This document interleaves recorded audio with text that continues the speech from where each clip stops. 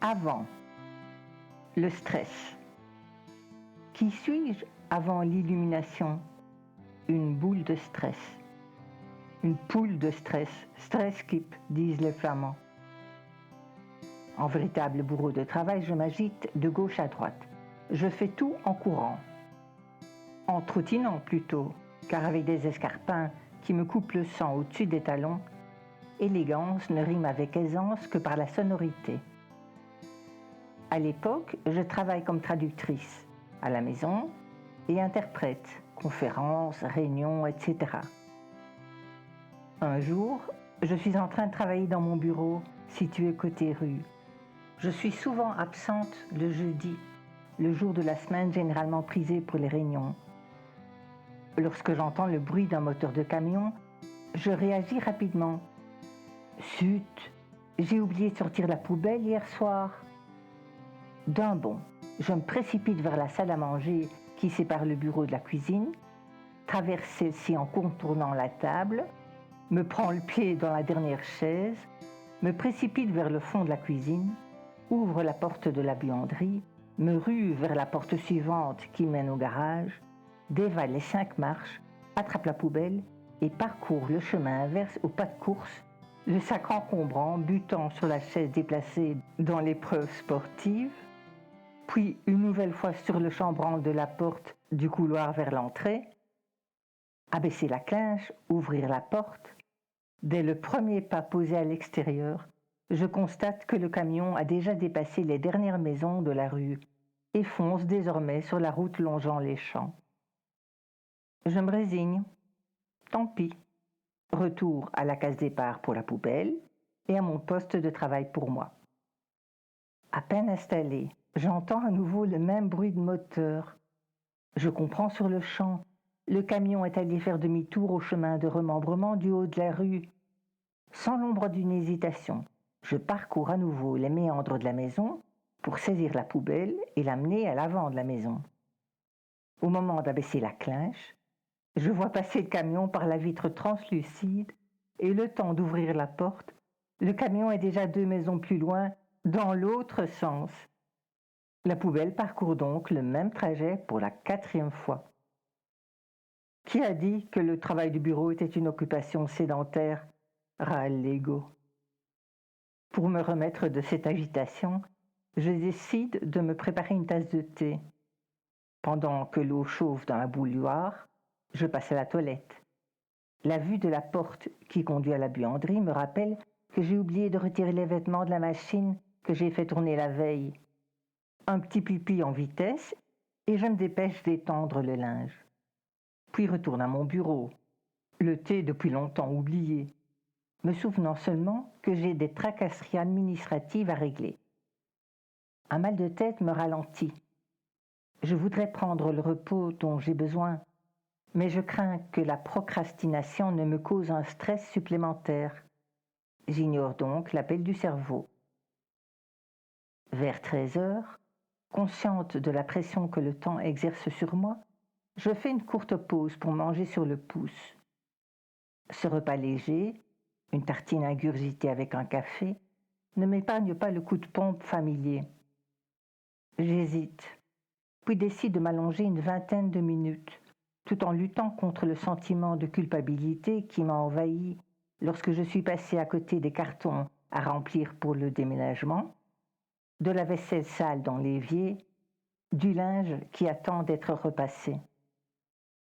Bien que mon statut d'indépendante me confère l'avantage de pouvoir aménager mes horaires de travail, je me sens souvent tiraillée. Les délais de livraison des commandes de mes clients m'occasionnent un stress quasi permanent. J'ai hâte d'achever les traductions en cours, mais le mal de tête n'est jamais loin. J'essaie de me convaincre que j'ai pris la bonne décision. Autant prendre le repos dont j'ai besoin et reprendre mon travail plus tard, quitte à m'arrêter en début de nuit. Cette idée me décourage toutefois, car j'avais envie de me coucher tôt pour une fois. À mon habitude, à peine allongée, je suis assaillie de pensées, de souvenirs, qui ont le don de susciter en moi des questions existentielles.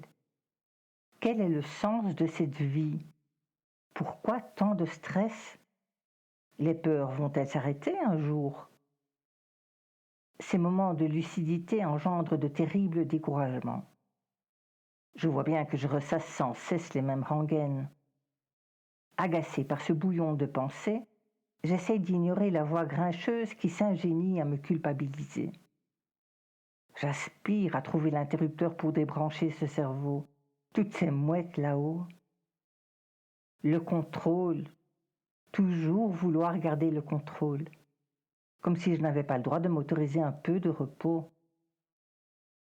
Une vingtaine de minutes plus tard, je me relève, tenaillé par la pression du temps. Je n'ai vraiment pas l'impression de m'être reposé, mon moulin à penser ne s'étant pas arrêté un instant. Je redescends, m'installe à mon bureau et poursuis la traduction en cours, inconsciente des heures qui filent. Un regard à l'horloge me fait sursauter. Je travaille jusqu'à la dernière minute avant d'aller chercher mes enfants à l'école. La veille, j'ai annoncé aux filles, fêtant toutes les deux leur anniversaire le même mois, que je comptais les emmener après l'école au magasin de jouets pour qu'elles puissent choisir leurs cadeaux. J'ai prévu un petit goûter, jus de fruits et biscuits, les berlingots au frais dans le frigo et les biscuits sur le bureau. Au moment de partir, et alors que j'aurais déjà dû être derrière le volant, je décide de prendre aussi un biscuit pour moi, histoire d'éviter une hypoglycémie comme cela m'arrive régulièrement. J'éteins mon PC, trottine jusqu'au frigo, prends les jus, trottine vers la porte d'entrée. Je sors, ferme la porte à double tour, déverrouille la portière de la voiture. Zut, zut, j'ai oublié de prendre un biscuit pour moi. Retrottiner vers la porte d'entrée, double tour de clé dans l'autre sens. L'idée me traverse l'esprit que j'ai oublié de sortir la viande du congélateur pour le repas du soir. Hop, petit détour par la cave, sortir la viande du congélo, grimper 4 à 4 les escaliers de la cave, déposer la viande sur le plan de travail. Je ressors, fermer la porte d'entrée à double tour, ouvrir la portière de la voiture, laisser déverrouiller pour gagner la précieuse fraction de seconde. Juste avant d'embarquer, rezut, j'ai oublié de prendre mon biscuit dans le tiroir, pourtant pile poil sous le plan de travail où j'ai déposé la viande congelée. Et de retrottiner jusqu'à la porte d'entrée. Double tour de clé dans l'autre sens, augmenter encore la cadence, ouvrir le tiroir, prendre le premier biscuit qui me tombe sous la main. Retrottiner vers la porte. Double tour de la clé, grimper dans la voiture. Ouf, je suis enfin derrière le volant. Arrivé au bout de la rue, une pensée me tenaille. Mais c'est pas vrai! J'ai oublié les biscuits des enfants sur mon bureau. J'opère un demi-tour, pestant contre la conscience professionnelle au maternel, récupère les 10 biscuits au pas de charge, trottinant bien sûr, toujours ces fichus talons, redémarre en me réjouissant qu'aucune voisine n'ait assisté à ce spectacle délirant et roule dangereusement vite. Je pousse un soupir de soulagement. J'ai atteint le parking à la sortie des classes. Me souvenant de mes propres angoisses d'enfant, je sais à quel point un enfant peut être malmené par ses condisciples et tiens à ce petit geste quotidien, accueillir mes filles par un sourire. Je suis arrivée pile au moment où elles sortent de l'école, arborant un sourire jusqu'aux oreilles. Elles ont reçu chacune une énorme sucette de la directrice. Même pas faim. Les biscuits resteront dans mon sac à main. On se reposera quand on sera mort, disait ma mère en riant.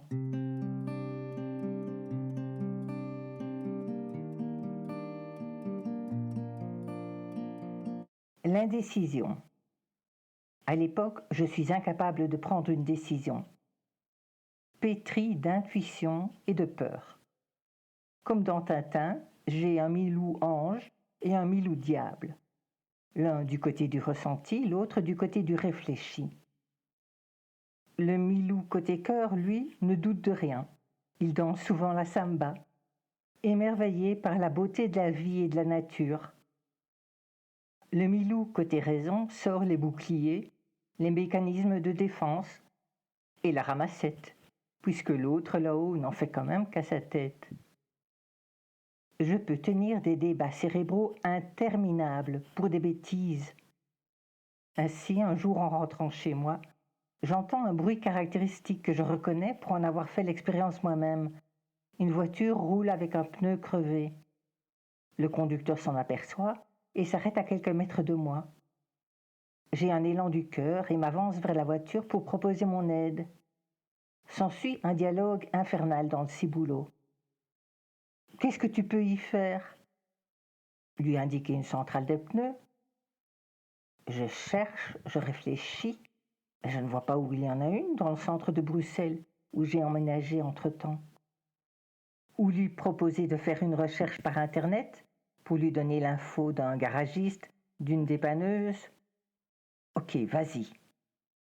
À cet instant, l'homme sort du véhicule.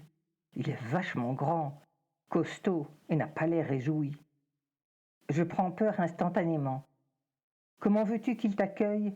Une femme vient lui proposer de l'aide dans une situation typiquement masculine. Et s'il déversait son agressivité sur toi ? Ah, je te reconnais, c'est la peur qui parle.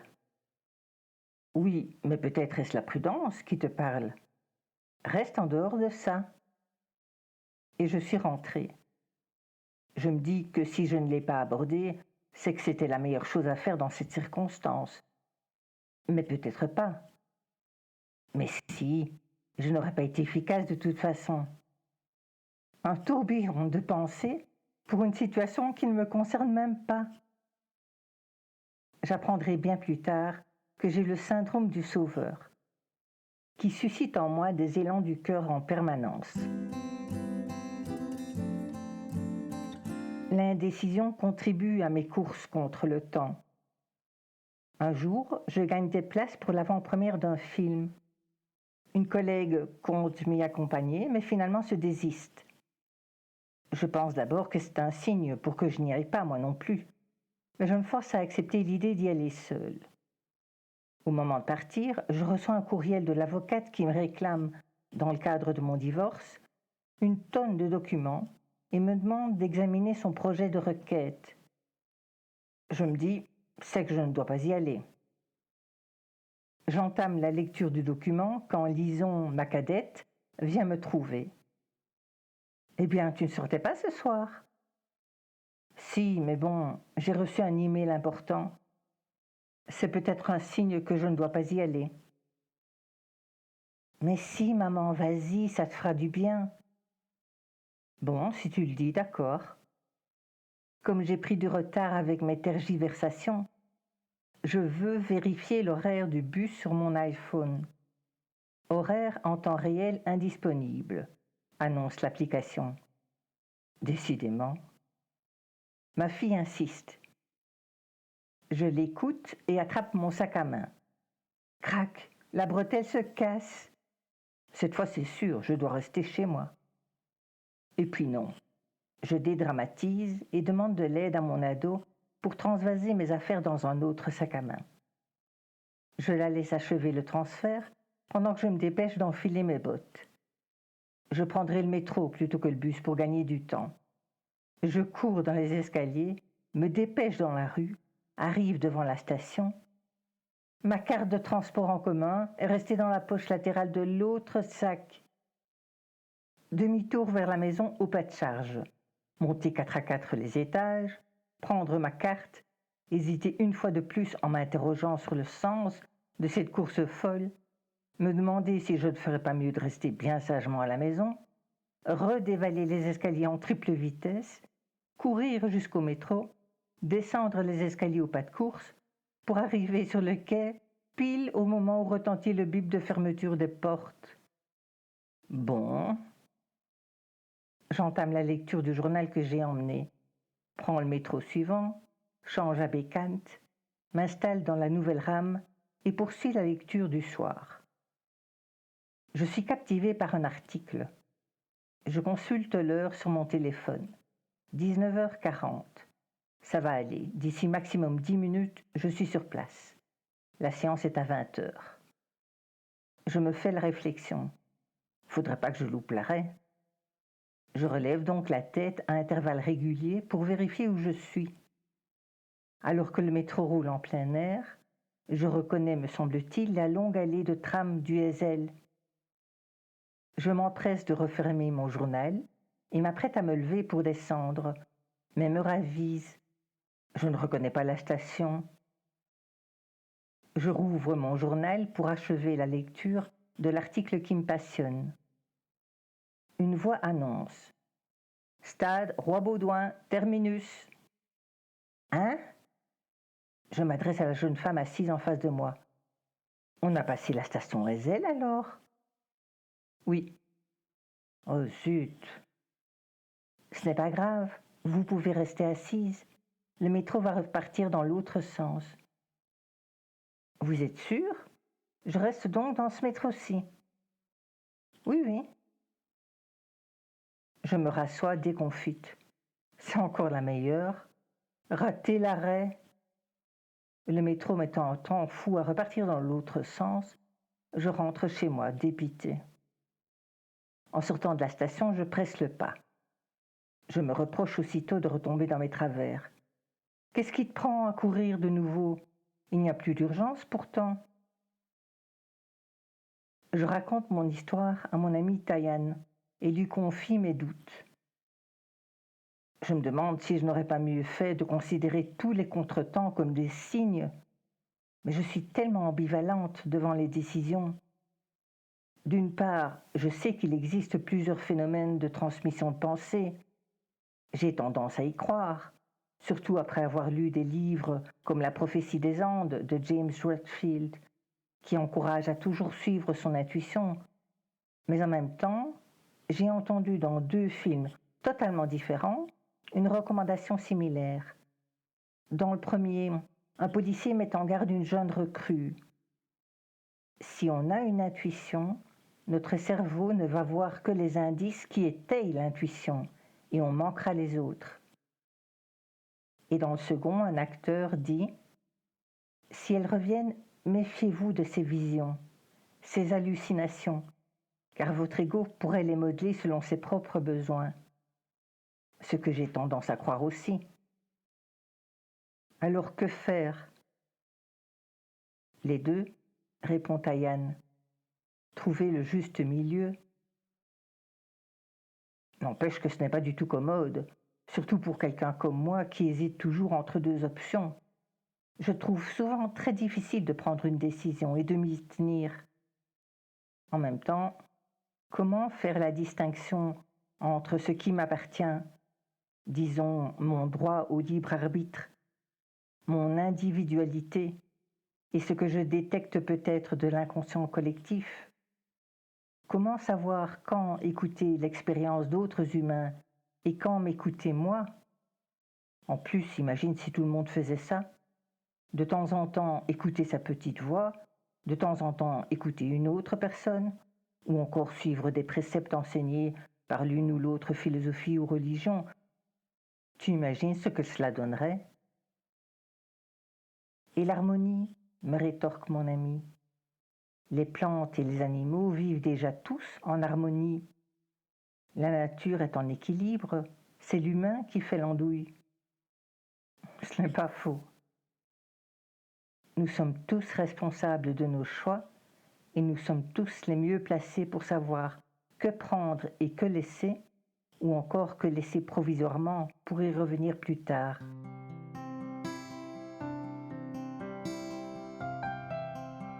So deep in my soul lights a flame. It's called hope and no one can blow it out.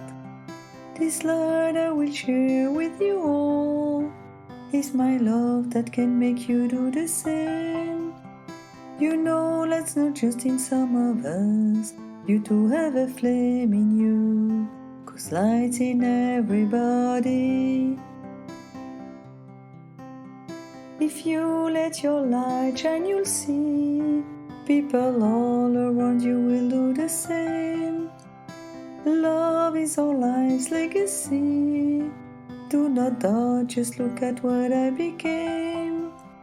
You know, light's not just in some of us. You do have a flame inside you. So if we can trust one another, trust me, love is the greatest gift ever. So why don't you all shine with me? Shed your light all around you and you'll see. You know, light's not just in some of us, 'cause light is in everybody. You too have a flame inside you, 'cause love is for everybody. So deep in my young soul lights a flame. It's called hope and nothing. No one can blow it out. And if you can trust me, you'll see love is a gift. You'll see light is a gift.